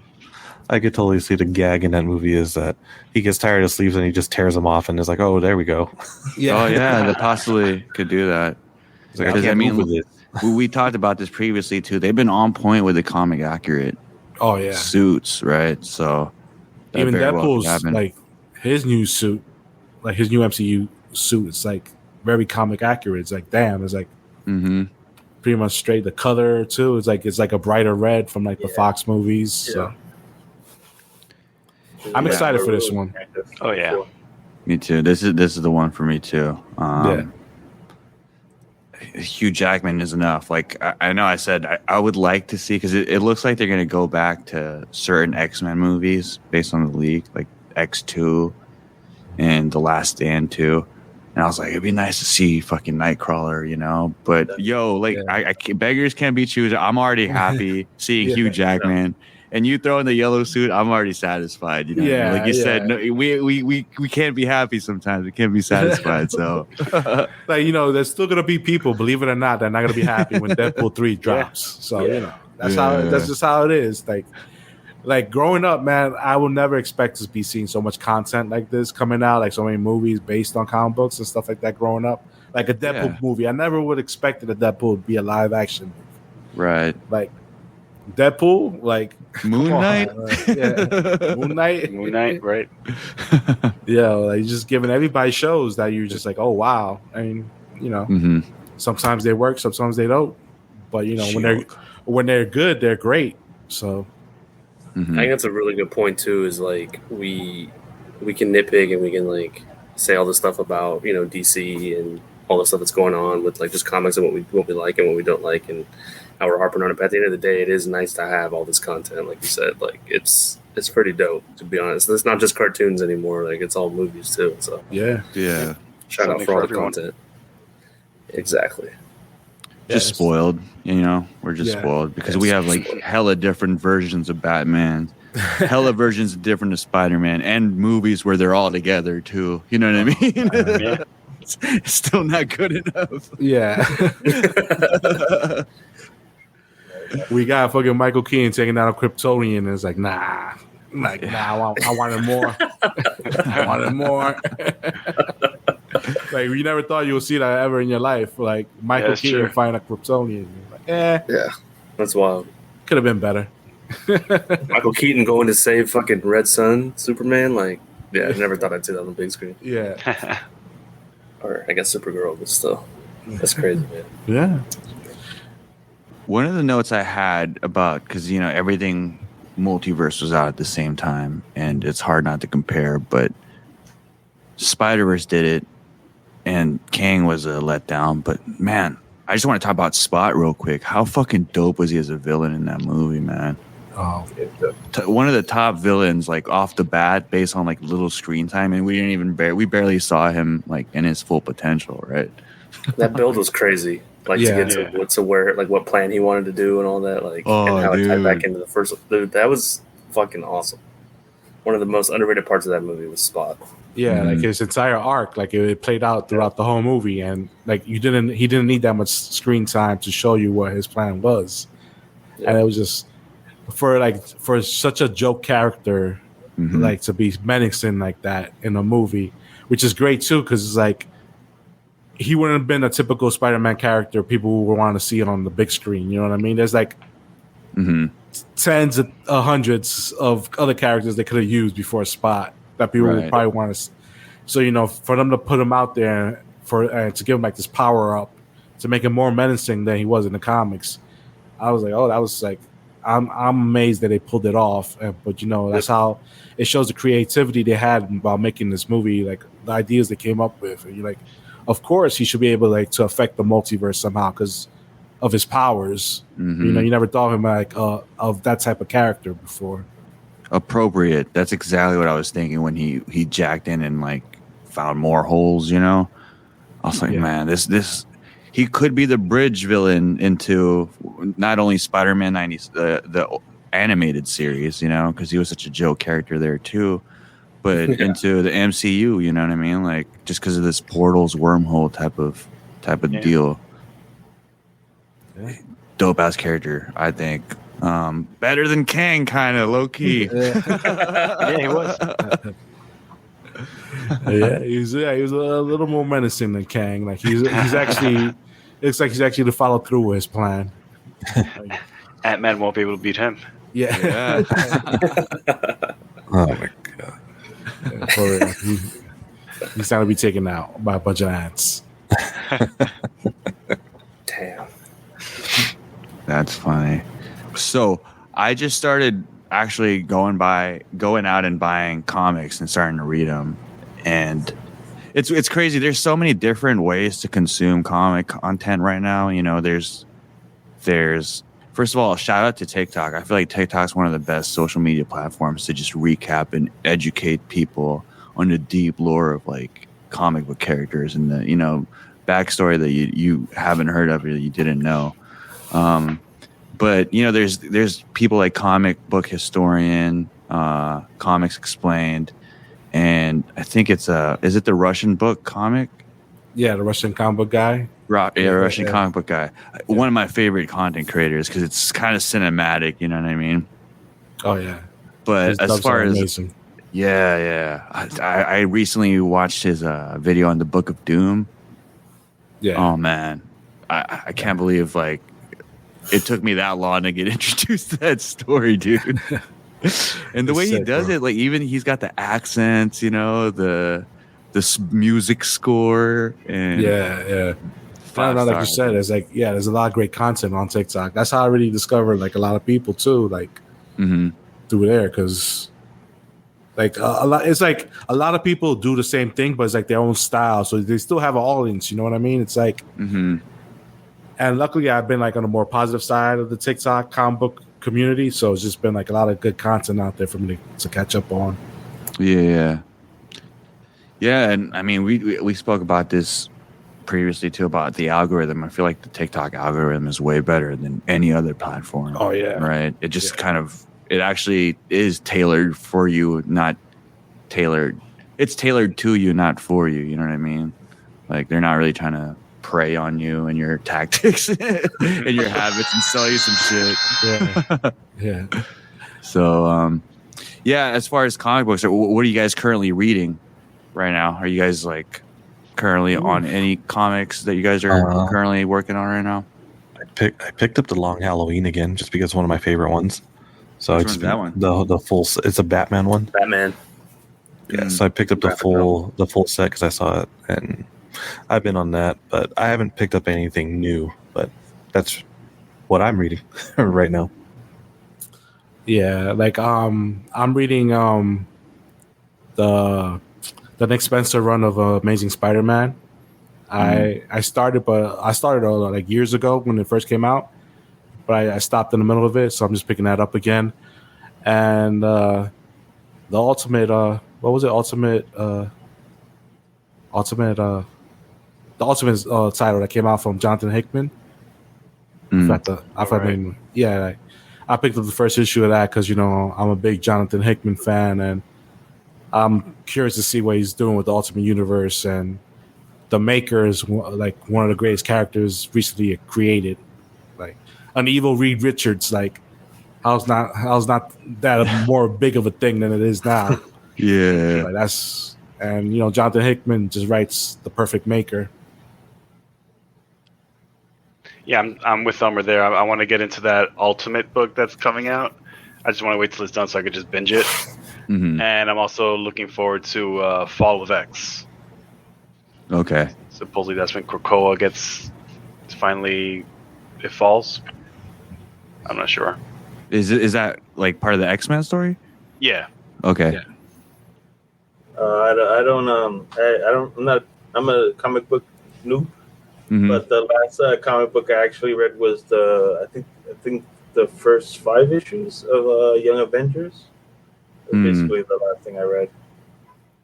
Like you know what I mean? Freddie was trying to get me into new stuff, so he recommended that. It was pretty good. I liked it. You read anything, Zach? It makes me, at least it gives me, an idea of like where, if they do Young Avengers, I won't be lost, like in the MCU. Right. No, I want to ask about that too because it looks like that might be coming. looks like it's forming too, right? Yeah. Seems like it. Yeah, slowly. Comics, haven't picked one up or read one in a while. I think the last one was it Civil War when that came out. I think I was getting into that. No, I went back into the Infinity Saga. Right around time of Infinity War and all that, just to freshen up on it. But I think I'm gonna pull a little card out of your playbook, Jorizi, and do Secret Wars. Yeah. And get ready for that. Definitely want to dive more into Marvel with what the stuff that they're trying to do. Just to not just shit on it when I see it. I actually want to read up on it and just kind of be able to compare. I still feel like reading Civil War before Civil War came out was a mistake on my end. I got super hyped for that. I hadn't read that before, and then when they announced it, I got really into it. Everything felt like a letdown. Like, granted, what we got on screen, like I said, like when I said earlier about being spoiled, but it was cool and everything, but it wasn't like what it could be. And I think since we've been touching on like Fox and Sony, those studios having these rights to these movies, it kind of messes with movies like Civil War and those storylines that be played out how they should be. So I think I'm gonna jump into Secret Wars here pretty soon. Yeah, our first podcast with these guys sold me on Secret Wars like instantly, man. I was talking to my friend about like that one scene with T'Challa and Namor. Oh yeah. God damn. That's not gonna make it to the big screen, probably. Nah. That's way too dark. Yeah. That would have been great to see in live action, though. Hell yeah. Oh man. But Ernie, the Young Avengers, they're slowly forming. I feel like who's in the original team? From what I saw was the he's like Iron Man, but he's not Iron Man. What was Iron Lad. Iron Lad. Yeah. Oh, so fucking Kang, right? There's a Hulkling. A version of Kang, yeah. Pretty much is a version of Kang. Yeah. Then there was like Hulkling, I think, right? Yeah. Like, and then Wiccan, and what's the other guy's name? Kate Bishop. Oh yeah, there's Kate Bishop. There was Patriot. Patriot. There's your Patriot. That's the whole time I kept thinking of that. There's like 6 of them. Yeah. The original team was just like, I think those 6, right? That was it. There's 6. And Stature comes out too, but like she doesn't really fight with them. And then wasn't it also Ant-Man's daughter? Yeah, Stature. Oh, Okay, yes. Is it's pretty cool. It's like they're kind of like trying to be the new Avengers, and then like the original Avengers, are like who are these kids? Yeah. What are they doing? Whose kids are these? Is Hulkling the Hulk's son, the one that was from She-Hulk? No, he's like okay. He's half Skrull, half Kree. That's it. Oh, okay. Yeah. Damn, in the comics, he's the original Captain Marvel's son. Okay. Yeah, I don't know if Young Avengers was one of the lineups and one of the Marvel lineups put out, but it looks inevitable, right? Yeah. They're already sprinkling him in there, and I mean we've seen almost 80 or 90% of those characters that you listed. So yeah, they're pretty much introduced already in the MCU. It's just like bring them together, see how they're gonna do it. Yeah, I mean, it's crazy because, the MCU's been since what, 2008, 2007, officially with Iron Man. Yeah, it's So seeing them actually pass the torch over to the Young Avengers is I feel like the door really isn't closed for Robert Downey Jr. You know what I mean? I feel like he'll come back maybe for Secret Wars. Yeah. So like to officially let go of these characters and not see them anymore in the MCU is gonna be kind of like a heartfelt moment, Yeah. I would pass the torch and see that. Especially in a Young Avengers like movie. Yeah. Passing the torch, that'd be crazy. And it'll be fan service too. So we haven't seen him in a while. Should be epic. As comic book fans, do you guys what are your thoughts on like buying the comics in separate issues opposed to the novel of just buying them collectively? Just buying the trade? Yeah. Like, you guys collect? Are you guys more collectors of the separate issues, or are you just trying to get the stories? I get like this for the ones that I have. They're all like the novels. Trade like the only thing is it kind of makes it like where it's like I don't have time to sit down and read all of them.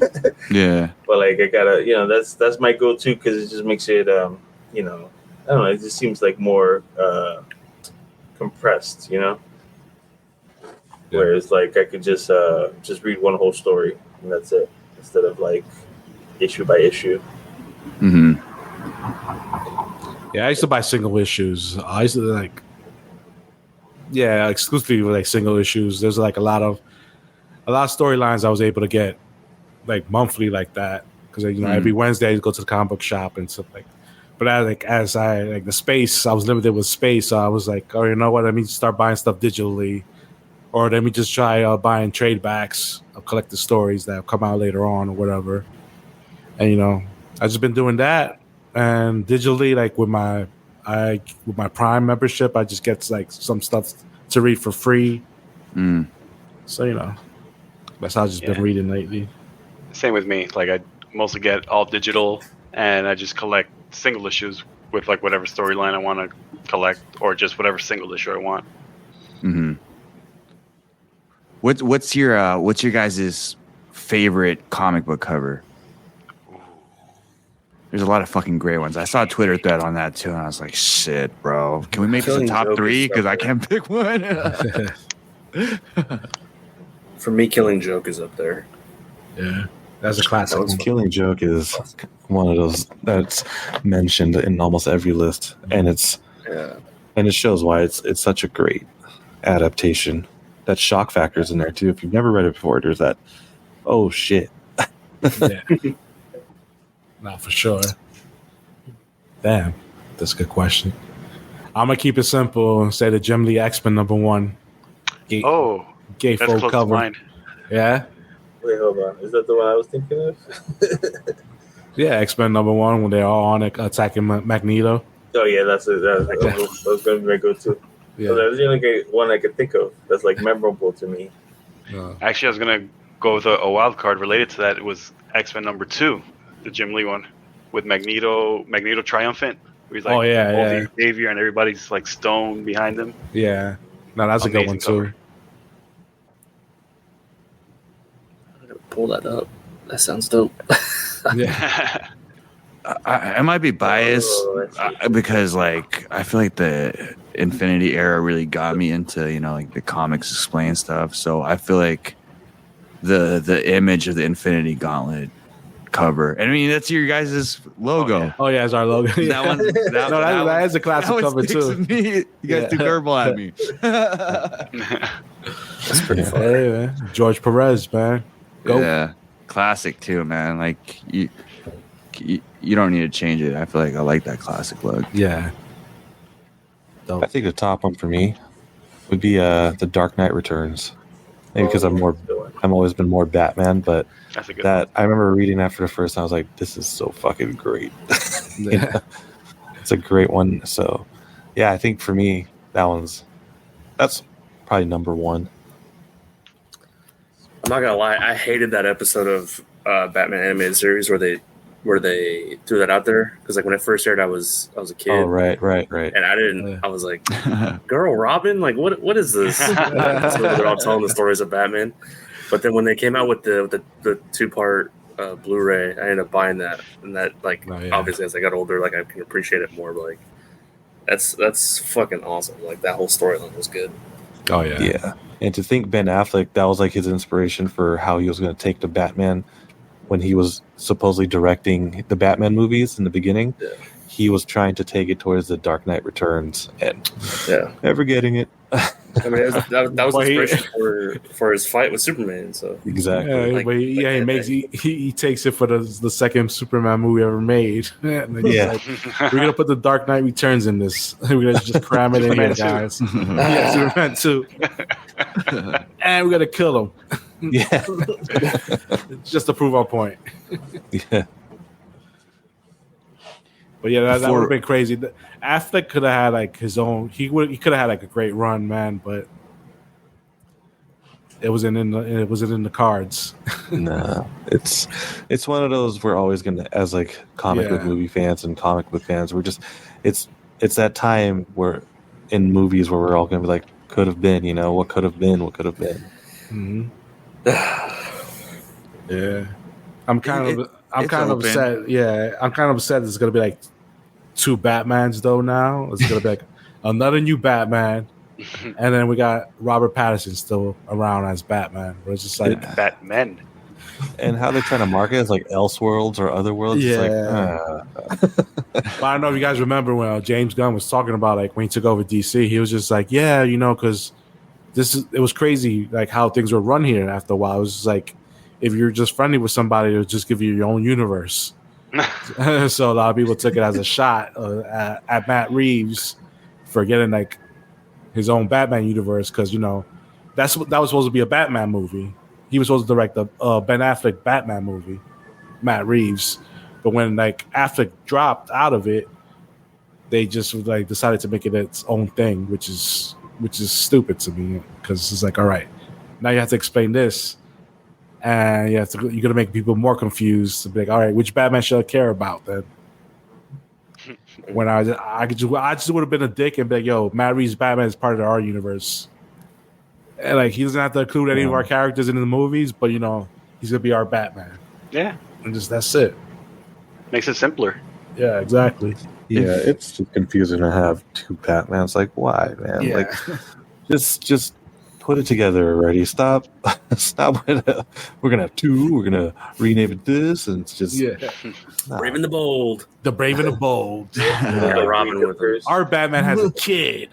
So there's already a Batman written into the new DCU. Huh? Yeah, he's already established. So I think Damian is Robin. I like that angle though, but I was gonna say before realizing that it would be cool if they just kept the Batman out of the DCU and kind of teased them like X-Men in the MCU. That way you can make your speculations of the Matt Reeves is the one connected, and then it comes finally through like another Batman Flash movie. Reboot. But cool Easter eggs like newspapers headlines talking about is there a man bat in Gotham or something? Yeah, exactly. Like that. That'd be badass. You see like a batarang or something, you know what I mean? And it looks like the Matt Reeves. Because they could very well do that too. Because if they want to start with Superman in the first like little phase of this, they could build that up and mention that in the same world that there's this Batman, and everyone's trying to figure out who this guy is.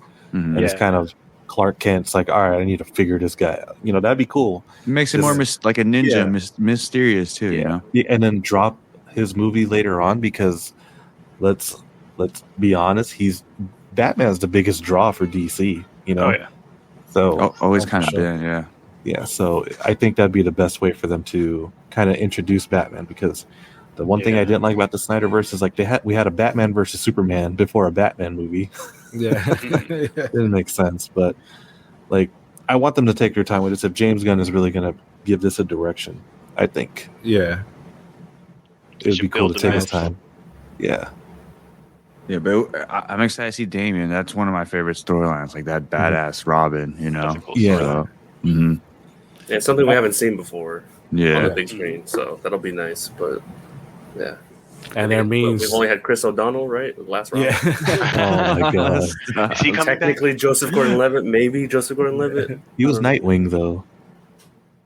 Fair. Yeah, But, they the sidekick aspect. Yeah, they changed a lot about that.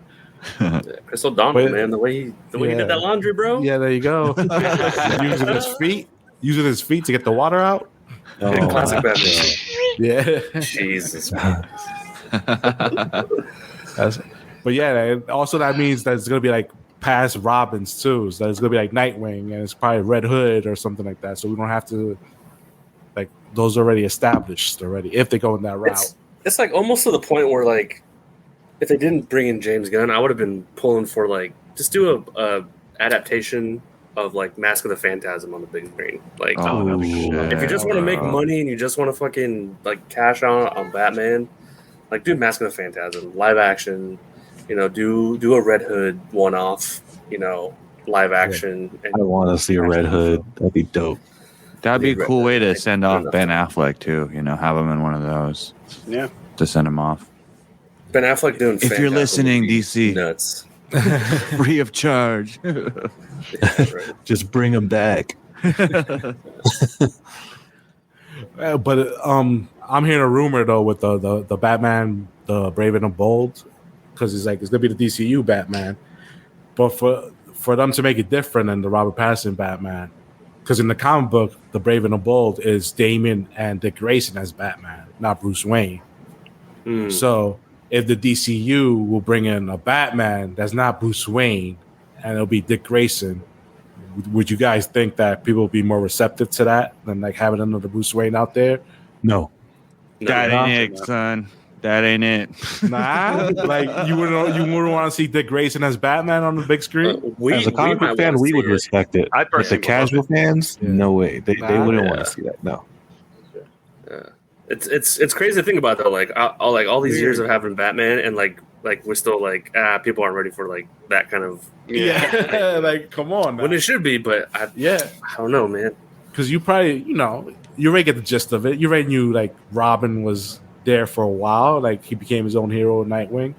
That way you don't have to be rushing your Batman because like that'll be the whole point. Like it'll be the search for Bruce Wayne, probably that storyline. Aren't they doing that in like Titans or like Gotham Knights or something? Titans, what, the TV show? Yeah. No, we don't talk about Titans here, buddy. No, I haven't watched it. I haven't watched it, but I remember seeing a trailer for one of the shows. Like I think it was a CW show or something. Oh, and it like, was Gotham Knights? Oh, yeah. Batman was dead or some shit. And Yeah, so they had, that shit got canceled. Yeah, they just want to play with that fire. I don't know. Yeah, but like having like if Batman's really dead or not, that'll be like a cool storyline for them to adapt, like to make it different. You know what I mean? Because if it's just Batman, Bruce Wayne, and like you have another Batman, Bruce Wayne going on at the same time, that's gonna be like what's going on here? Yeah. But then you have a Batman with Robin who happens to be a Robin. Also, you got two Robins. One of them is a Batman. People be like, "Oh, that's interesting. Like, what's going on here?" I think for me, it's just like I'm invested to want to see Bruce Wayne and Damien's interaction. You know what I mean? Like I feel like that's what sells me on the Damien storyline. So for me, it almost takes away from that and makes it more of like, what's going on here? You know what I mean? Like this is an alternate universe or something's not right. So that's kind of my take on that. The thing is, would they have to establish who like Ra's al Ghul and then Talia Ghul are, and all this bunch of stuff? Like, why is Damien like? Why does Batman have a son? Like, they have to. I think it's too. That's a good point. Too many layers. That like and they haven't even established which their Batman is. Who their Bruce Wayne is. Mm-hmm. So like, if it's Dick Grayson, it's like, wait, did I miss something? Like, people are gonna be like, what happened? I thought. It doesn't make sense. Dick Grayson is Robin, and it's like, okay, but like you don't, unless you know. Yeah, but if they started off that way and like slowly lead you to those answers, it'll be cool. Yeah, like how they did with Spider-Verse, where they set up the backstory before the movie started. Yeah. I think it would work that way.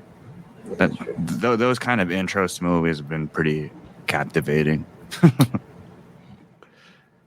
like the backstory kind of intro to be like, oh shit, the movie just started. Shit. But just started. Just to close off on the comic book universe and the movies, I wanted to ask you guys, what is your best superhero movie ever made? I'm just gonna go now because it used to be Days of Future Past, but I'm gonna stick with Logan, man. That one, I feel like was just a cinematic universe or a masterpiece. I'm a big Dark Knight fan, so I gotta say that. But then, like, also, I don't know. You know what I'm gonna say? I'm gonna say Guardians of the Galaxy Volume 1 because that to me is like a perfect movie. For whatever reason, I love that movie, and that's a 10 out of 10 for me right there. I don't give 10s a lot, but we talk about this in our podcast. I don't give 10s for nothing. Ernie's a hard judge. Oh shit! But Guardians of the Galaxy Volume 1, I'll give it a 10. Wow. Mine will be Into the Spider-Verse. The first one? Yeah, the first one. Yeah, that one holds a special place in my heart too. Okay. Mine will have to be Endgame. That scene at the end where they all get together, Avengers Assemble. Yeah, that did it for me. Dude. I mean, plus you get the cap with Mjolnir too. Yeah. Just that scene alone made it my favorite superhero movie. That's true. Yeah, as far as like cinematic experiences, that's definitely top. If you watch that live in theaters, that was one of the one of the moments that unified the whole audience. I feel like that's when people like high fiving strangers next to them. I think I saw that 3 times in the first 24 hours of that movie being released. Yeah, that shows wild. I saw it like in the middle of the day, then I saw it with Jermaine later that night. And then I saw it like the next morning with my mom. I was like, we gotta go see this movie. It's. I mean, I feel like for me, like for DC, it's Dark Knight, and then for Marvel, is Infinity War. I liked the bad guy winning, like that. That was cool. Cinematic experience, of like, I remember there was a kid sitting next to me, like probably 9 years old, and when Spider-Man got dusted, he was like bawling. The amount of people sitting in the theater was absurd. And then just like, I don't know if you guys remember, but when they first released it, there was no music when the credits hit. Like, every time I've seen it since then, there's music in there, but like really that first viewing, there was no music. It was like silent in the theater. And I remember everybody's like, "Oh shit!" For real? And like the feeling of leaving that theater with Thanos winning was just like absurd. And it was like, awesome though. Like it was awesome. It was. Yeah, he really won. Put some respect on his name. Dude, Thanos. Shout out to Infinity, man. That's how you build a villain. Right there. My son still doesn't like watching that movie, dude. And that came out 5 years ago. Oh man, he's like, no, Dad. Like, why am I going to watch Infinity War? I can just watch Endgame when they win. When you get older, you're going to remember that. Yeah, right. Was he old enough to go in the theater when Infinity War first came out, or no? Yes. Yeah. He was. When did that come out? 2018. 18. Yeah. He was like 7. Oh, so he went to the theater. So he had to wait like the whole year to see what happens. To see them. He let that marinate. Okay. And it was perfect. And they made Endgame that much better, though. It really did. Yeah, it really did. If Endgame isn't, and I say this about wrestling too, like the Usos winning for SummerSlam. I mean for Money in the Bank. Like that's not as powerful if like Cody doesn't lose at WrestleMania. But like with this, the same thing too. Like Endgame isn't as powerful if Infinity War didn't happen. So that's true. Like that movie, that I think it gets missed a little bit, but Infinity War is like that's what makes Endgame so much better too. It's like an alley oop, like you obviously get focused on the oop, but sometimes the alley is what makes it. That's how I feel about the you gotta have a good pass, dude. The Spider-Verse. I feel like without Into the Spider-Verse, Across the Spider-Verse is a little too much. You know what I mean? Right. There's too much going on.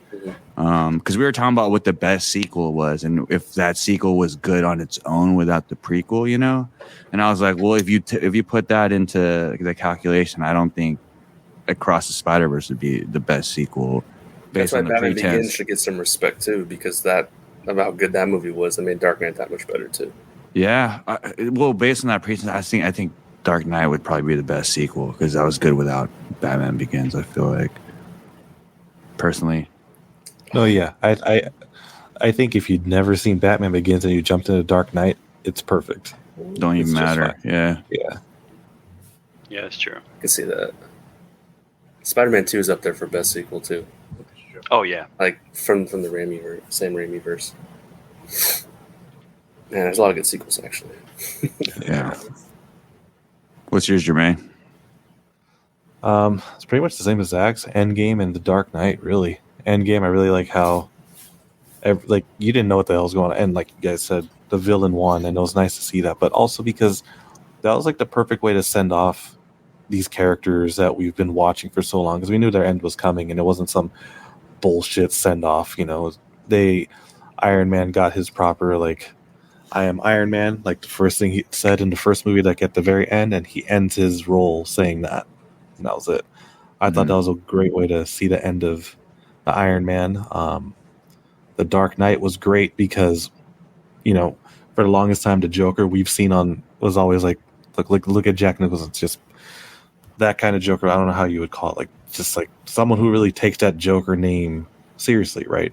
And then now you have this anarchy Joker who's like, I'm not about that. I'm about sending a message, and there's nothing you could do to buy him. He knows what he wants to do, and that's why in a sense the similarities for me in the Endgame and Joker or the Dark Knight is the villain had a huge role in those movies, and that's what I liked about him. Yeah, for sure. Yeah, the Dark Knight was a crazy experience, man. That shit felt like a ride, bro. I went to the 3:00 in the morning showing. What the fuck? Because that was the only thing available, and my friends were like, "Yo, let's go, let's do it. Let's go home and sleep for a while and wake up and go." I'm like, "Yo," I had to go to work the next day at Express, the clothing store. I was like, but it was worth it because I was so hyped up from seeing that movie. Because I was just like, "Yo, the Joker was great. Heath Ledger was great."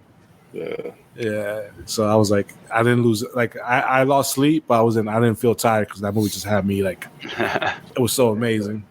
Yeah, I mean, I feel like there's certain movies that you're not so skeptical about taking the late show because you'll be up for it. Yeah, I think I watched Watchmen, and as good as that movie is, I fell asleep with that shit because I think I watched the midnight show into that one. Yeah. That was a long one too, bro. The drag, a little bit of a drag. Yeah, it drags a little. Yeah, so just crossing over to wrestling. You guys are wrestling fans. We didn't even fucking know that previously. Are you guys all wrestling fans, or just some of you? I dabble. Yeah, I was really big back during the Attitude Era. But I fell off completely. I watched here and there now because my son, my youngest, is into it. So I catch a little. I know about Jay Knight, whatever his name is. LA Knight. LA Knight. Yeah. Oh yeah. So I know some things, but not that much. But Ernie's the big wrestling guy. We mostly watch Dark Side of the Ring, and when we hear shoot interviews with certain wrestlers, we like to talk about that stuff on the podcast. So interesting, right? Looking back and hearing the backstory of certain things, it's damn. Or how these dudes used to travel and all this shit. I just saw the episode of Dark Side of the Ring about Adrian Adonis, and I'm like, yo, that was such a crazy story, bro. And it was I never knew that about wrestling, but I knew about the characters, but I never knew what happened to them after their careers. So then you find out all this stuff about them. Some dudes get murdered. Some dudes die in accidents. It's just it's crazy stuff. Who are your, Attitude Era is one of my favorite.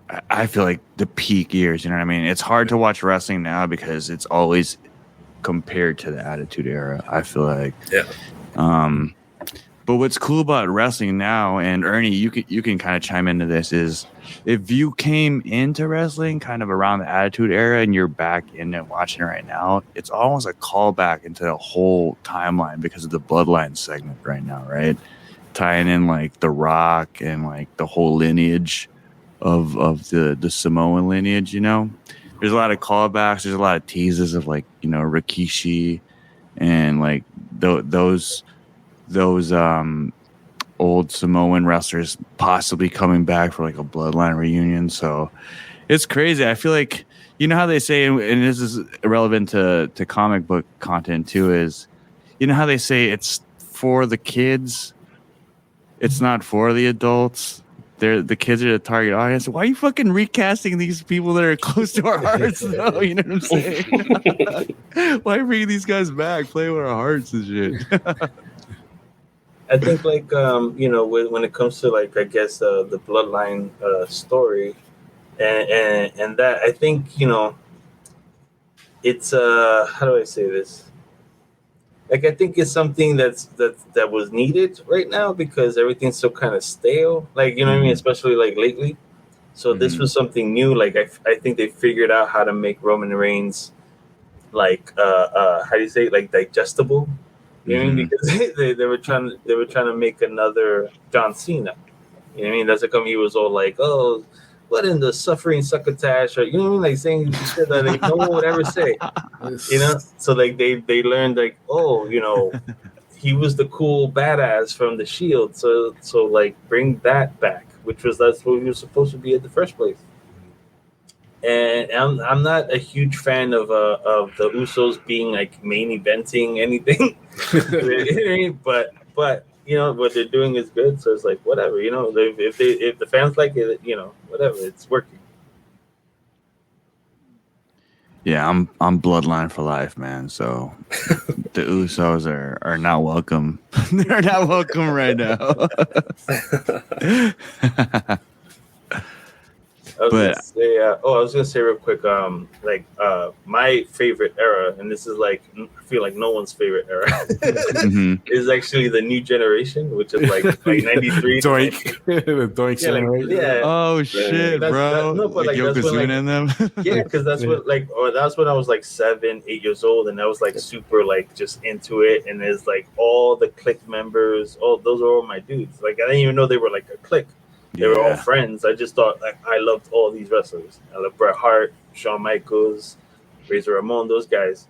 So like I saw like I don't know. I felt like it was mine, kind of. You know what I mean? Because I talked to Freddie and Elmer about this when WrestleMania 1, every WrestleMania, whatever it is, that's the year. That's the my birthday year. You know what I mean? That's the number I'm turning. Oh, okay. So like I felt like I grew with WrestleMania and like wrestling.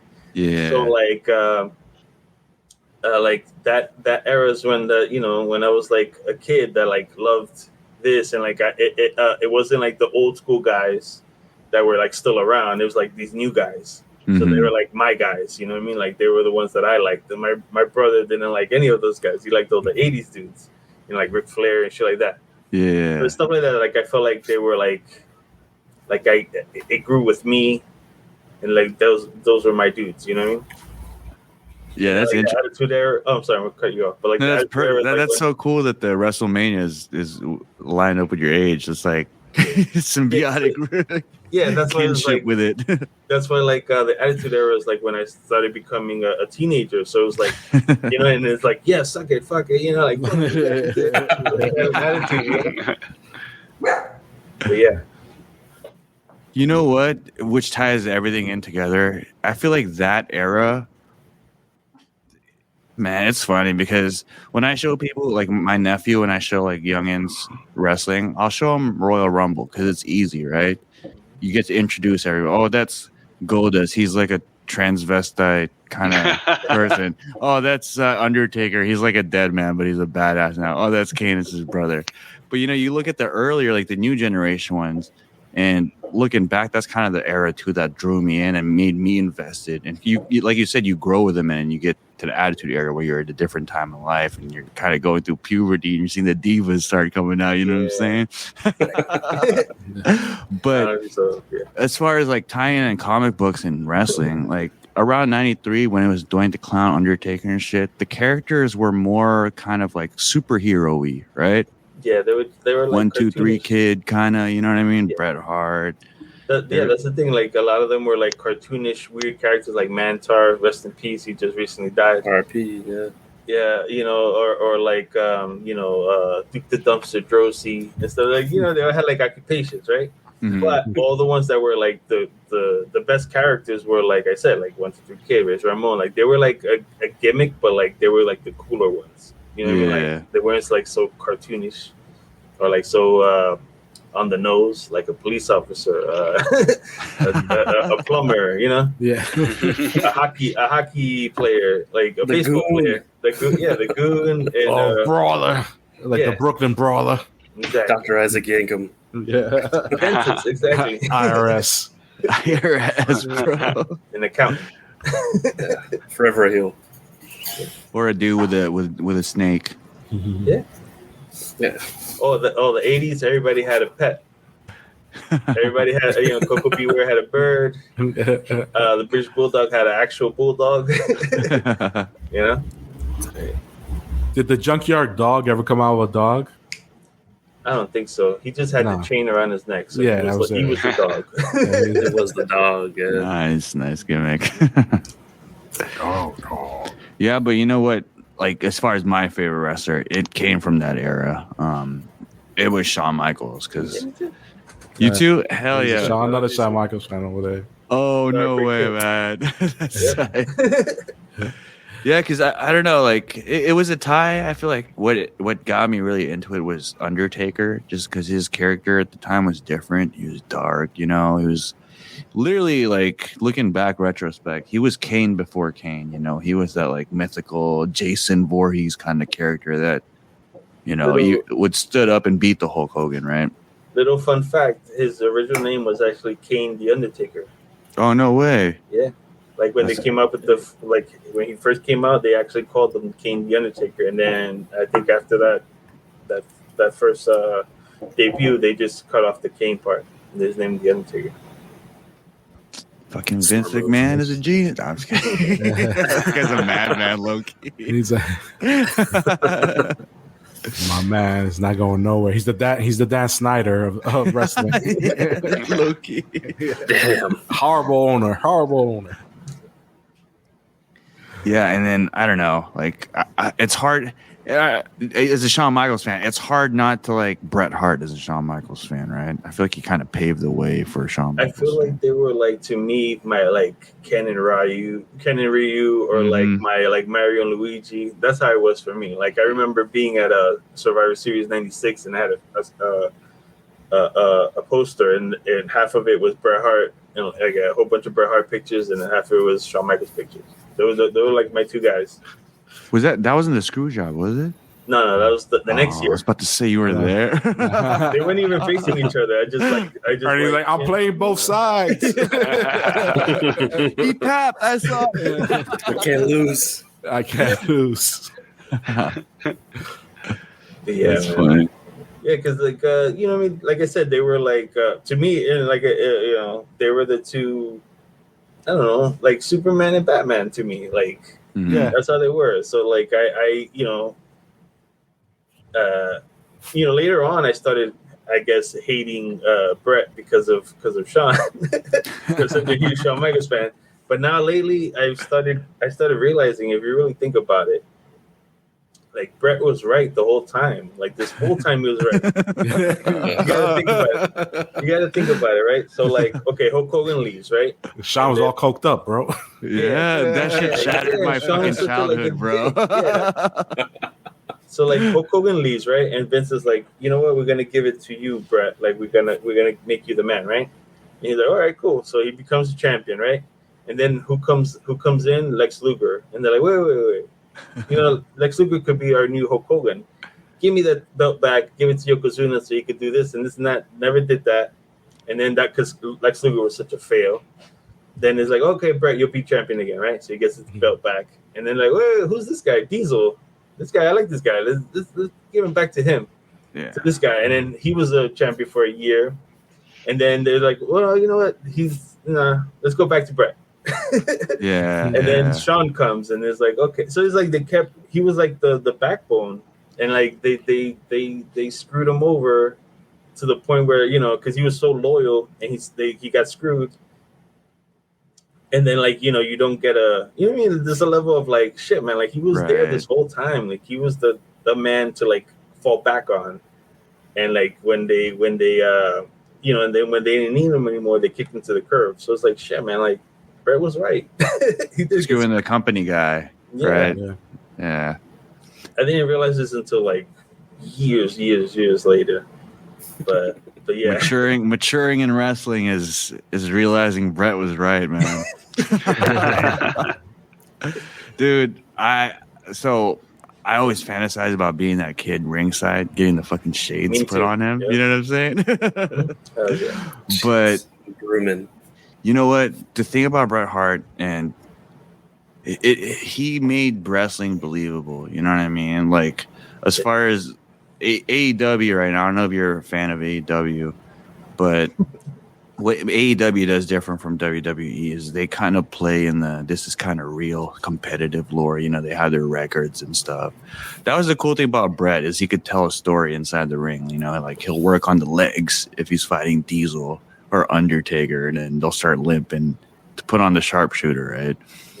Yeah. So I feel like he put a new element into wrestling, which kind of elevated and made it a little more credible that the fans couldn't deny. So that maybe that factored into the ping ponging of the title, right? Yeah, that was the thing, because it's like during that time was when the steroid scandal came out. So Brett was like, like I said, like the one to fall back on it. Oh, he's only like 6'2", 230 pounds. You know what I mean? He's not a juiced up giant like the Ultimate Warrior and shit like that, or even Hogan. Yeah. So like that's why they chose him in the first place. And then he was from what I remember, I don't know if this is even accurate. Like he used to like wrestle every Monday and like you know what I mean, like defend the title to like Skinner. You know what I mean? Like hey, he used to like wrestle house shows too, like right? He used to wrestle like all the time. So it's like, yo, this guy's like a real fighting champion, you know?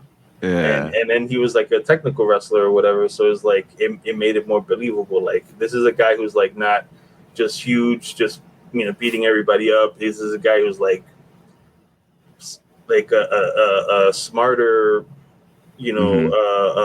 more technician. You know what I mean? Like that kind of breaks an opponent down instead of like just boom, boom, boom, boom, boom, boom. Like the Hulk or some shit. Right. Like the way Hulk Hogan was. He was Hulk Hogan was like a superhero, like you can't beat him. But Brett was like, I remember there was like a whole year that Brett was like selling that leg, like he had a broken leg for like a year. Like any chance he got, he's like limping to something. And he played the right leg the whole match, man. Yeah, exactly. That's hard. No, but yeah, shout out to Brett. Literally, the best there is, best there was, best there ever will be. But Shawn Michaels had the flair, you know what I mean? The thing about Brett was he was kind of stale. Like he had all the athleticism and the mind, but he didn't have the sexy boy. The pizzazz. As far as favorite matches go, let's wrap it up with wrestling. What are you guys' favorite match? Old time. Mine will be Rock Stone Cold WrestleMania, man. First one. I was going to say that one. Same one. That one. Yeah. The build up to that was crazy. I don't know if this is. No, go ahead, Freddie. Go ahead. All right, I don't know if this counts, but the fight between Stone Cold and Booker T in the supermarket. Yeah, Jermaine always refers back to that. I love that episode. Yeah, me too. Price check on Jackass. There's so many giftable moments in that match. Yeah. They're so good. Oh, man, it's like for a long time, it was Brett versus Shawn, WrestleMania 12, the Iron Man match. Oh, dude, yeah. But like then I guess I got older. Undertaker versus Shawn at WrestleMania 25, the first one. Yeah, that one to me is great. I haven't seen that one, but yeah, I heard that one was one of the epic ones. Right? It was back to back, right? Yeah, and then I started thinking about it. Like I guess I got nostalgic, but I think if I can really like pointed out because of the fact that it's such a detailed. If you really think about the lead up to this, like it's such a great detail, like so many great details. Macho Man versus the Ultimate Warrior at WrestleMania 7. Oh shit, that's classic. It's like it's a loser leaves town match. So like it's like little things that is like first off, this is the first time that the Ultimate Warrior doesn't run to the ring because it's like it's serious. You know what I mean? Like he could retire because of this match if he loses. Yeah. And then he does his Gorilla Press Slam, and Macho Man just does not. He's like, fuck that. He does not give up. He kicks out, and the Warrior's like, oh my god, like my power is gone. So he's like almost like quitting the match, And then Macho Man comes back and just beats the crap out of him, gives him the elbow. He gives him 5 flying elbows from the top ring. So he's like, yo, there's no way Warrior's gonna get up. He gets on top, Warrior gets up. And it's like, oh my god, what the hell? This is crazy. And then Warrior hits him a couple of times and then just puts his foot right on top of his chest, and it's 1, 2, 3, and then the Warrior wins. And then on top of that,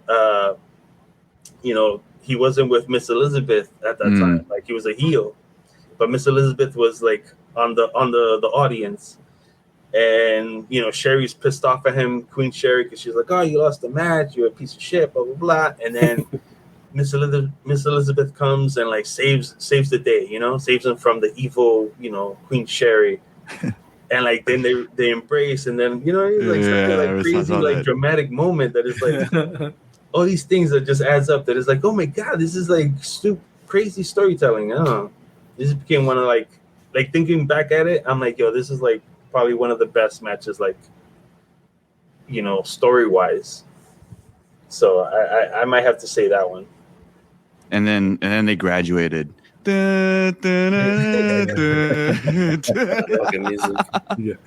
of the worst songs ever, man.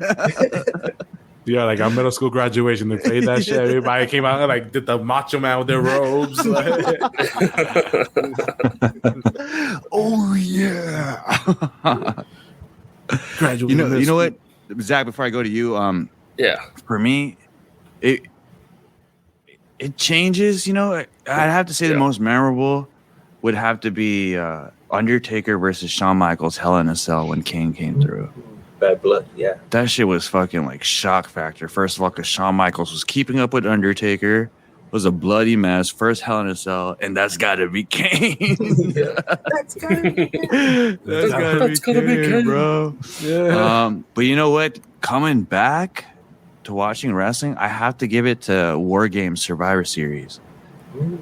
Yo, that bloodline shit with Sammy and Kevin Owens, that is fucking 5-star, bro. As far as a wrestling fan, that's has all the elements of why you love wrestling. I feel because I was like you, big Shawn Michaels fan. I love that Iron Man match, but rewatching it, it's kind of boring, huh? Yeah, rewatching it is super boring. Yeah, that's as a kid, you're like, no, these are my 2 favorite. Seriously, it was so hyped though, bro. That night was crazy, right? Mm-hmm. Yeah. Oh yeah. What about you, Zach? And so it definitely changes, but the one constant that I always go back to, and with me being a younger fan, I grew up at the tail end of the Attitude Era, so I missed the beer truck, I missed the Tyson stuff. So for me, all that being said, my favorite match is Kurt Angle versus Shawn Michaels WrestleMania 21. And then growing older and hearing about that story, I think they have a WWE Untold on the Peacock network or on the Peacock app about that match and how that was the first time they ever wrestled against each other, and they called that on the fly on the grandest stage of them all, and it was just a fucking classic. So for me, Kurt's my favorite wrestler, so that's probably his best match and deservedly so. And of course, it's with Shawn Michaels, so it makes sense. I know, right? Crazy. Why you, Jermaine? It was just like Elle said. My favorite of all time is Stone Cold versus The Rock. That was such an iconic match for me because Stone Cold is my favorite wrestler and The Rock was, and I remember the tension building up to it, so I didn't know who to go for anymore. But at the end of the thing, if you're a fan of both, it was like a dream matchup for me. So I would have to go with that one. Hell yeah! Just to recall, did Stone Cold turn heel on that one? That's Vince? well, that's the second. The second. Oh, okay, that's the second one. 17. Yeah, Exactly. Fuck that ending, bro. This shit ruined it, man. That's when it got whack. Yeah, you're not lying, man. You're not lying. But yeah, let's wrap it up. I think Jermaine has to head out. Pulling these, we got Freddie, we got Elmer, DJ Ernie B on the K podcast from the Pulling These podcast. You guys, where can we find you? Where can we follow you guys? You can check us out on the Pulling These podcast. We're available on Spotify, iTunes, SoundCloud.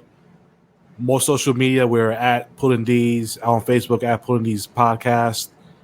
TikTok, at Pulling These Pod. You can hit us. Our YouTube channel is Pulling These. We try to get new videos up there every few weeks, so keep an eye on that.